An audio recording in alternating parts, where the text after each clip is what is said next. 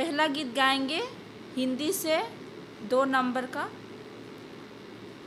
यीशु पास मैं जाऊंगा ज्योति में। यीशु पास मैं जाऊंगा ज्योति में, ज्योति में उसके साथ मैं चलूंगा सदा ज्योति में। चलेंगे हम ज्योति में, ज्योति में, ज्योति में चलेंगे हम ज्योति में, साथ उसकी ज्योति में। क्षमा व्रत मैं करूँगा ज्योति में, ज्योति में सारे पाप को छोड़ूंगा उसकी ज्योति में। चलेंगे हम ज्योति में, ज्योति में, ज्योति में चलेंगे हम ज्योति में, साथ उसकी ज्योति में। सेवा कृष्ण की करूँगा ज्योति में, ज्योति में सामर्थ से पाऊँगा उसकी ज्योति में। चलेंगे हम ज्योति में, ज्योति में, ज्योति में चलेंगे हम ज्योति में, साथ उसकी ज्योति में। क्या कर सकेगा शैतान ज्योति में, ज्योति में निश्चय होऊंगा जयवान उसकी ज्योति में। चलेंगे हम ज्योति में, ज्योति में, ज्योति में चलेंगे हम ज्योति में, साथ उसकी ज्योति में। स्वर्ग पर मैं जब जाऊंगा ज्योति में, ज्योति में नित आनंदित रहूंगा सदा ज्योति में। चलेंगे हम ज्योति में, ज्योति में, ज्योति में चलेंगे हम ज्योति में, साथ उसकी ज्योति में।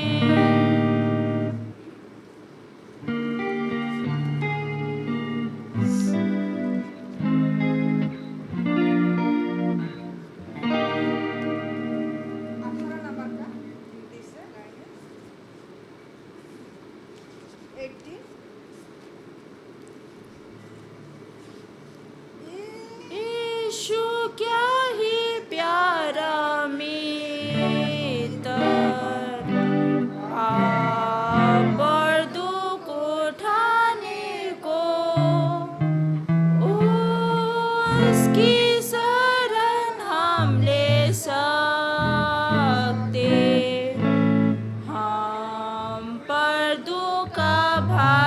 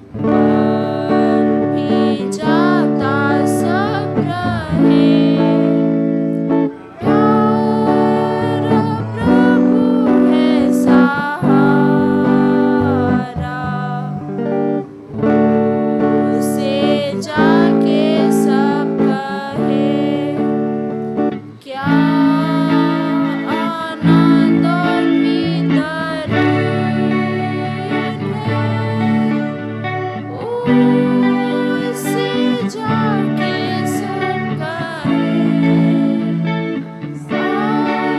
अपनी गोद में उठा के शांति देवेगा हमें।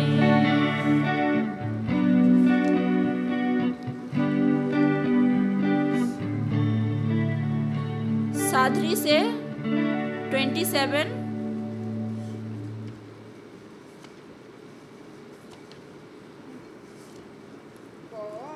ना मिलेला जीवन रूपी फूल, जीवन रूपी फूल रे, कौन ठिना मिलेला जीवन रूपी फूल, जीवन रूपी फूल रे, जीवन रूपी फूल बड़ा सुंदर रे, कहिया मोए बाबू रे, जीवन रूपी फूल बड़ा सुंदर रे, कहिया मोए बाबू रे, गिरजा में मिलेला जीवन रूपी फूल, जीवन रूपी फूल रे, गिरजा में मिलेला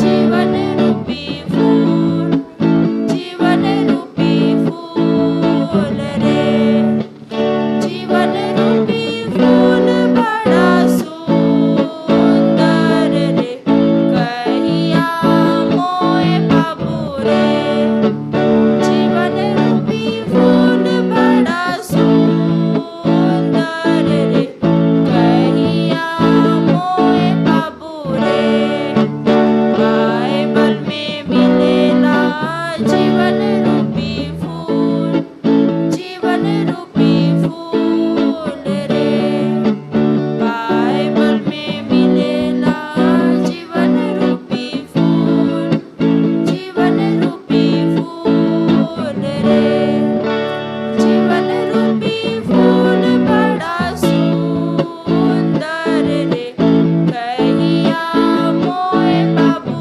रे, जीवन रूपी फूल बड़ा सुंदर रे, कहिया मोए बाबू रे, यीशु ठिना मिलेला जीवन रूपी फूल, जीवन रूपी फूल रे, यीशु ठिना मिलेला जीवन रूपी फूल, जीवन रूपी फूल रे, जीवन रूपी फूल बड़ा सुंदर रे, कहिया मोए बाबू रे, जीवन रूपी फूल बड़ा सुंदर रे, कहिया मोए बाबू रे।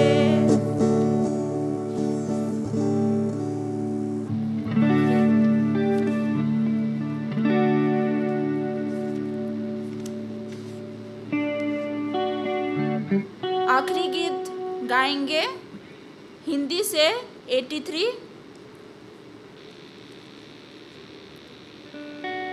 भाई बहनों पाप की माफी मांग लो प्रभु यीशु से, भाई बहनों पाप की माफी मांग लो प्रभु यीशु से, समय अब तो आ गया यीशु जी का राज का, समय अब तो आ गया यीशु जी का राज का,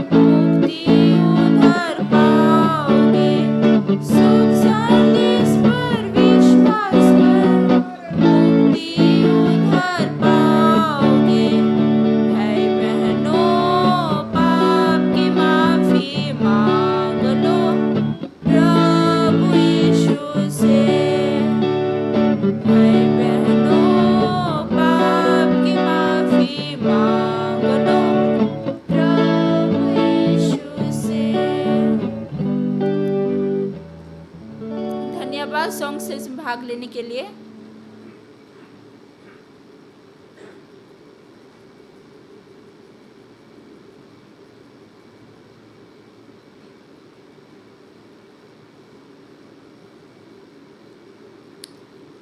गुड इवनिंग, हैप्पी साबत। मैं रिया और उसके ग्रुप को धन्यवाद देती हूँ सॉन्ग सर्विस में अगुवाई करने के लिए। और साथ ही मैं आप सबों को स्वागत करती हूँ भंगलाम ज्योत मंडली की ओर से। शुरू करने से पहले हम वचन में से सुनेंगे।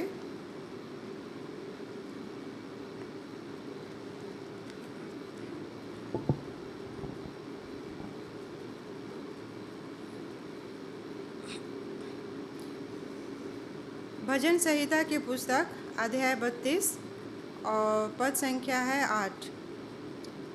मैं तुझे बुद्धि दूंगा और जिस मार्ग में तुझे चलना होगा उसमें तेरी अगुवाई करूंगा।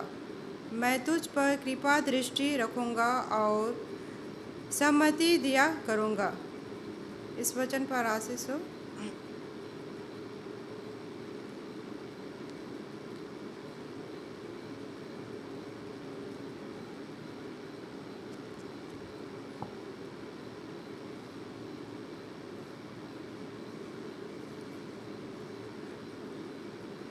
हम सब इस सभा को शुरू करते हैं और हिंदी में से गाना गाएंगे।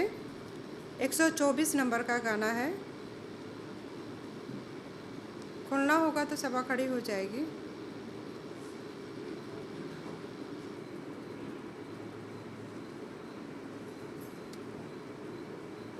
यीशु पर भरोसा रखना क्या ही प्रिय लगता है।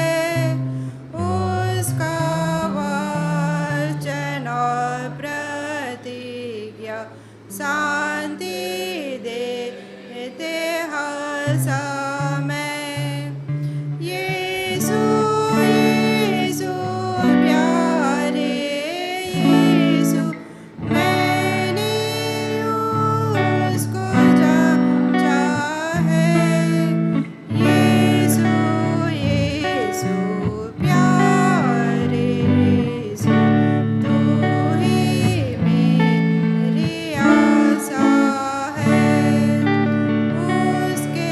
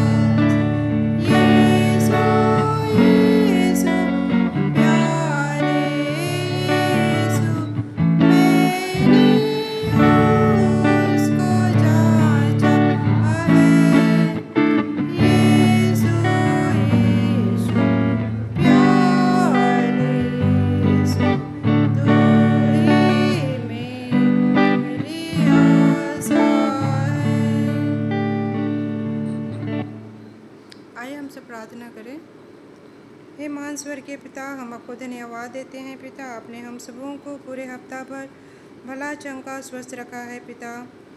धन्यवाद देते हैं पिता। अभी जहाँ कहीं भी आपकी स्तुति आराधना हो रही है पिता, उन प्रत्येक के साथ हो, और ख़ासकर हमारे चर्च के प्रत्येक सदस्य के साथ हो पिता ईश्वर। विशेषकर जो बुजुर्ग हैं पिता ईश्वर, उनका स्वास्थ्य हमेशा ठीक रख, और जो बच्चे पढ़ते लिखते हैं पिता, उन सबों के साथ हो, और जो काम करते हैं पिता, बाहर में रहते हैं, उनकी सहायता कर ताकि वे आपकी अगुवाई में चलने पाएँ पिता। और क्या मांगे पिता, मांगने से पहले आप सब कुछ जानते हैं। छोटी सी प्रार्थना आपके नाम से मांगते हैं, दया करके सुन और स्वर्ग में ग्रहण कर। आमीन।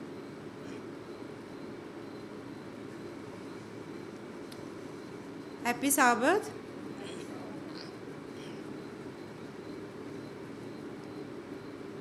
मैं ईश्वर पिता को धन्यवाद देती हूँ कि मैं आज यहाँ उपस्थित हो सकती हूँ और ईश्वर पिता के वचनों में से आप सबों को कुछ सुना सकती हूँ।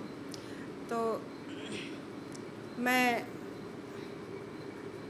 आज का विषय मेरा है तोड़े का दृष्टांत, जो मत्ती की किताब में मिलता है, अध्याय 25 और पद संख्या हम लोग पढ़ेंगे तो 14 से लेकर यह है 30 तक।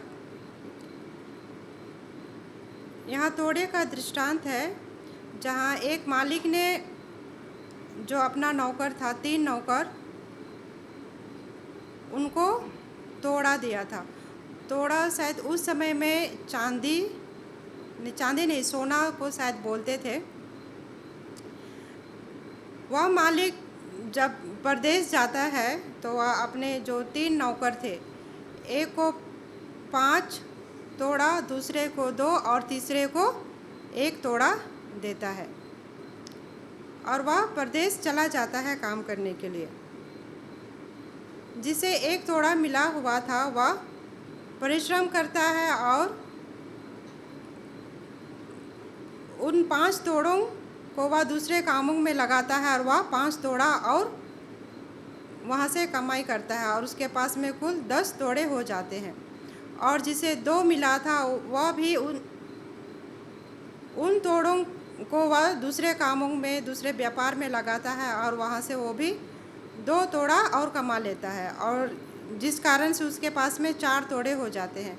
लेकिन जो तीसरा नौकर था और जिसे 1 ही तोड़ा मिला था, वह क्या करता है, वह अपना मालिक जो उसे दिया था तोड़ा, उसे वह किसी दूसरे काम में नहीं लगाता है, और वह उसे ज़मीन में छिपा कर रख देता है, क्योंकि वह जानता था कि उसका मालिक बहुत ही कंजूस है, और जब वह आएगा वापस तो वह उससे वापस मांग लेगा।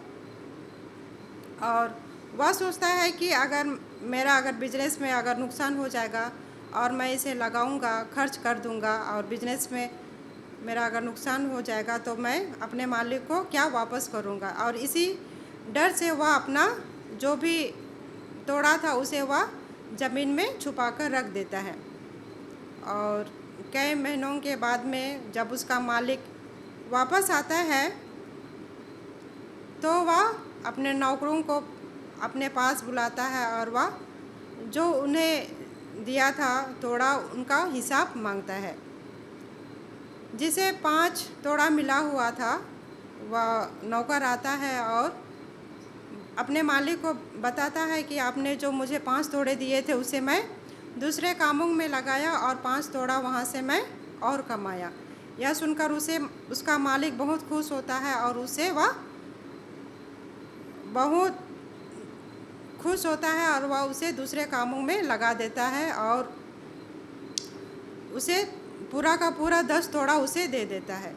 इसी प्रकार से जिसे 2 तोड़ा दिया था, वह भी अपने मालिक को बताता है कि वह कैसे उन 2 तोड़ों से वह और 2 तोड़े कमाता है, और उसका मालिक उससे खुश होकर वह 2 तोड़े भी वापस कर देता है, वह उससे कुछ भी नहीं लेता है। लेकिन जब तीसरा नौकर आता है, जिसे 1 तोड़ा मिला था, वह अपने मालिक का व्यवहार को जानता था और उसे एक ही तोड़ा वापस करता है, लेकिन उसका मालिक उससे खुश नहीं होता है और उसे जो एक तोड़ा दिया था उसको वह उस नौकर से वापस मांग लेता है और उसे वह अंधेरी कोठरी में ले जाकर बंद कर देता है।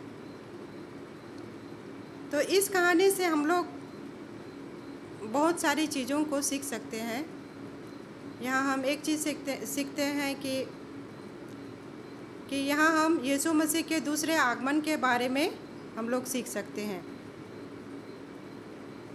जैसे ईसा मसीह हमारे इस दुनिया में आए और बहुत सारे अच्छे काम किए और वह इस दुनिया से चले गए और हम भी, परमेश्वर ने हम सबों को इस दुनिया में भेजा, तो हमें हर एक को अच्छे काम करने के लिए इस दुनिया में भेजा है। और जब वह दोबारा इस दुनिया में आएंगे तो वह क्या करेगा? सबका न्याय करेगा। और परमेश्वर ने हम सबों को एक समान बनाया है। उसका मालिक, जैसे हम देखते हैं कि उसका मालिक चाहता तो वह तीनों नौकर को समान रूप से वह अपना जो भी संपत्ति था उसे बांट सकता था, लेकिन उसका मालिक ने ऐसा नहीं किया, क्योंकि हर मनुष्य में को परमेश्वर ने अलग अलग बनाया है और वह देखना चाहता है कि मनुष्य किस तरह से अपने जीवन को, किसी भी क्षेत्र में अपना जीवन को अच्छे रास्ते में ले जा सकता है। और इस कहानी से हम लोग सीखते हैं कि हमें कभी भी किसी के साथ में अपने आप को तुलना नहीं करना चाहिए। जिस प्रकार से जिसे एक तोड़ा मिला था उसने अपने आप को तुलना किया। अगर वह चाहता तो वह उस एक तोड़े से वह बहुत कुछ कमा सकता था, लेकिन उसने ऐसा नहीं किया। उसने अपने मालिक के डर से उसे जो एक तोड़ा मिला था उसे भी वह ज़मीन में छिपा देता है।